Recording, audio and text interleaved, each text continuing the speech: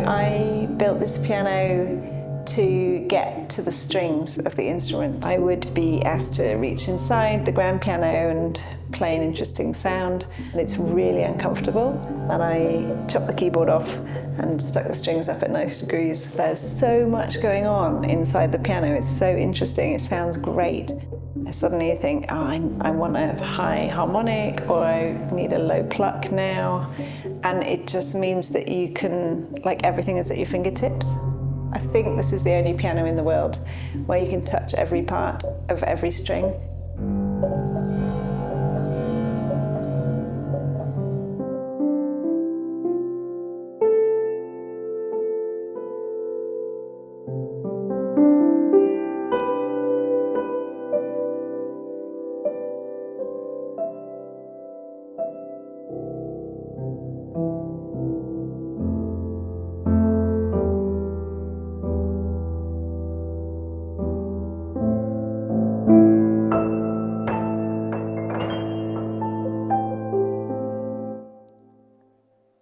It sounds great, actually.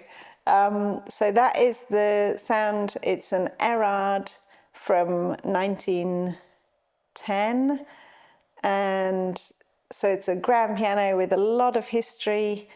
The vanilla sound of the piano has obviously velocity, touch sensitivity, and it has round robins so that you can play with the dynamics.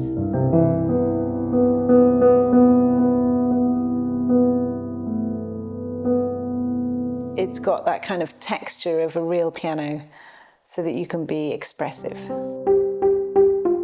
This is keyboard 1, and this combines probably my favourite sound, which is this muting. So you do this by playing a note and pressing on the string, the very end of the string.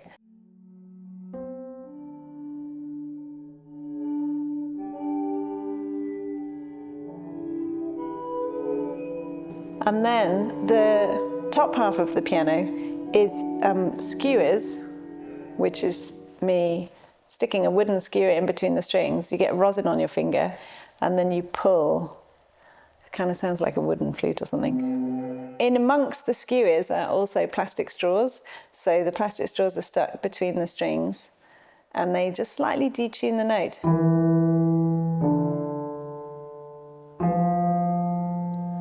So it's just like there's a bit more density in the sound.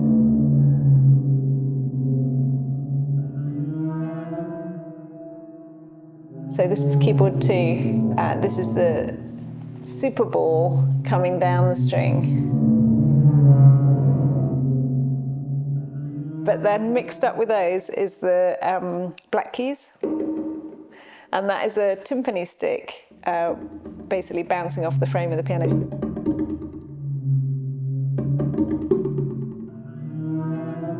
So you get this kind of combination. So then we got into the glass ball slide. So this is literally a glass ball, and it's sliding on the strings.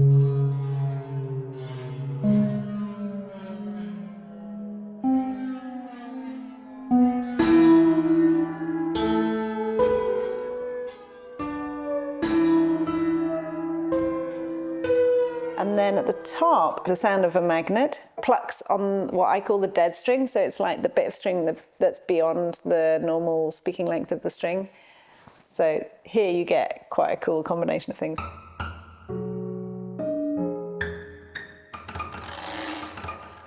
And so then this is like glissandos on the dead strings. That is glass ball across the pins. So this bit I was really thinking about as a kid, like really enjoying those keyboards where you could have a drum kit, you know, and it's just fun to play drums on piano. And so this for me was like the drum kit bit.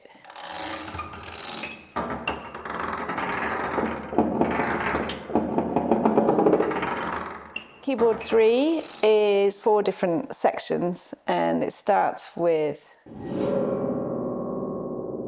so this is nail scrapes.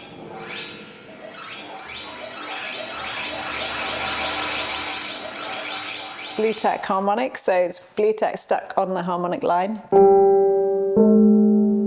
It's a really beautiful sound.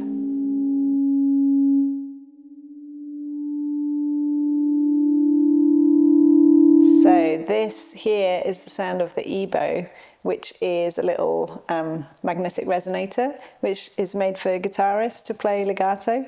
And it sounds amazing on the piano. And then right at the top is some scrapes.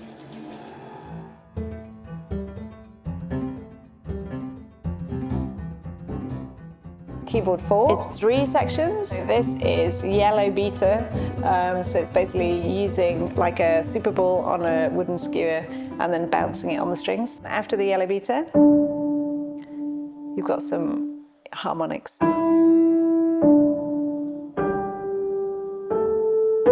So this is just pressing the string, and it's halfway down the string. So this is like kind of scrunching with the glass ball at the end of the string. And you could like mix it, so then you could say, I want these glass balls to be a bit less loud, please. And all this time we've had the piano off, so maybe we're going to add a bit of piano in. Maybe a bit more. So now you can choose to mix piano. But then you might say, I don't want that noise, but I really like these blue tack harmonics, so let's get rid of this noisy stuff on here. And let's add the harmonics together. And then you might say, yeah, but I really like that mute sound, so let's put that back in as well. So you can start to really layer how you build your own sounds up. I hope that you'll find that there's this like real depth to the instrument where you can mix everything together and have fun with it. So this is keyboard 5, and this is kind of the simplest one. It's just got 2 sections, and the bottom half is plucking the strings.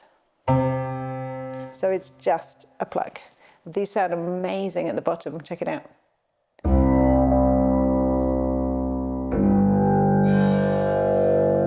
Isn't that lush?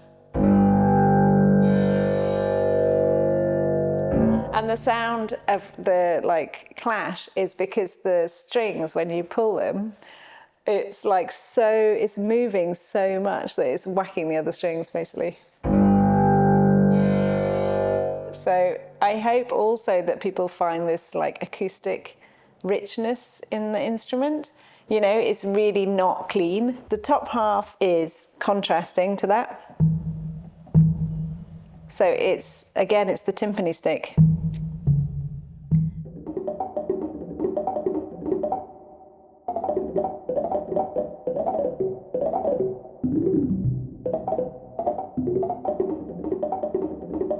Do a bit of a John Cage.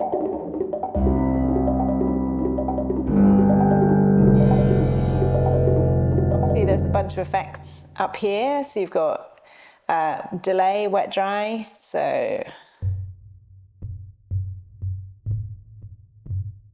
obviously the time of the delay. So feedback.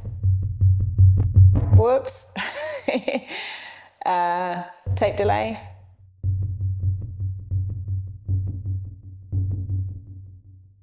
You've got a couple of reverbs, 1 and then 2 is bigger. It's a much bigger reverb, which that might get out of control if I do it with the tape. And then aftertouch, which I have to say I don't really use, but you can use it. If I switch all the keyboards on, you'll get this like wild cacophony, which I'll just play you because it's funny.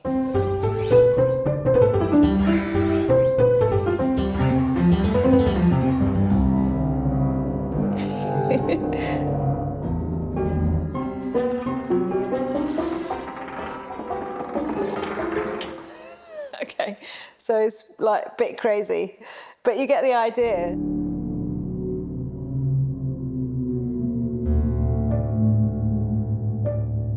The physicality of playing with it is so much simpler, easier, different, that I can quickly do loads of things at the same time. The idea of the virtual instrument, you know, as far as my imagination had taken me, was sample that piano and put it into a virtual instrument so other people can play with it and enjoy the sounds. And then, of course, you know, I hadn't thought about, well, then what do I do with it and how is that different for me? So it's a really fun loop of creative activity, which I guess is the beautiful thing about making any kind of instrument. You make it and you think you know what you're doing, and then you discover what it does. What I really hope most of all is it's both a kind of open, welcoming door to prepared inside-out piano and a kind of beautiful journey into something, delving around and mixing it and making it your own. So yeah, I hope you have fun with it.